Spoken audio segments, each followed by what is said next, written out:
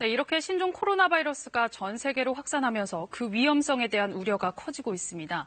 그동안 질병 정보가 자세히 공개되지 않아 각국 보건당국이 애를 태웠는데요. 이번에 중국 의료진이 신종 코로나 바이러스 감염 환자의 임상적 특징을 세계 학계에 처음 보고했습니다. 잠정적인 보고지만 병의 진행 속도가 빠르고 치명적인 것으로 나타났습니다. 자세한 내용 박광식 의학 전문 기자가 전해드립니다.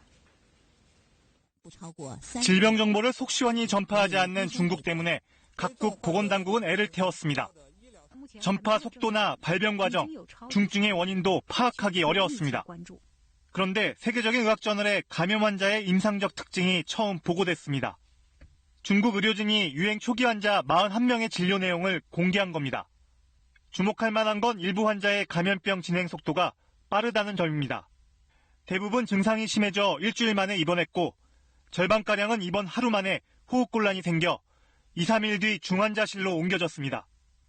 결과적으로 전체 환자 중 10%는 인공호흡기를, 5% 에크모, 즉 인공심폐기를 달았고 15%가 사망했습니다.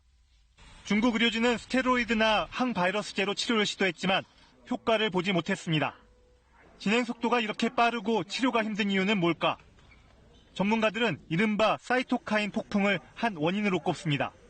사이토카인 폭풍은 외부에서 침투한 신종 바이러스에 대항하기 위해 인체에서 면역물질, 즉 사이토카인을 과도하게 쏟아내면서 오히려 환자 자신이 공격받는 겁니다. 우리가 이제 경험해보지 않은 바이러스다 보니까 오히려 그 극심한 면역 반응이 역효과를 나타내는 기존에 있는 이제 폐의 손상들을 악화시키거나 심장 기능을 떨어뜨린다거나 아니면 전신의 여러 장기들의 기능을 떨어뜨릴 수 있다. 주로 이제 면역이 상징되어 있는 젊은 사람이라든지 건강한 사람에서도 이제 중증 폐렴을 야기하는.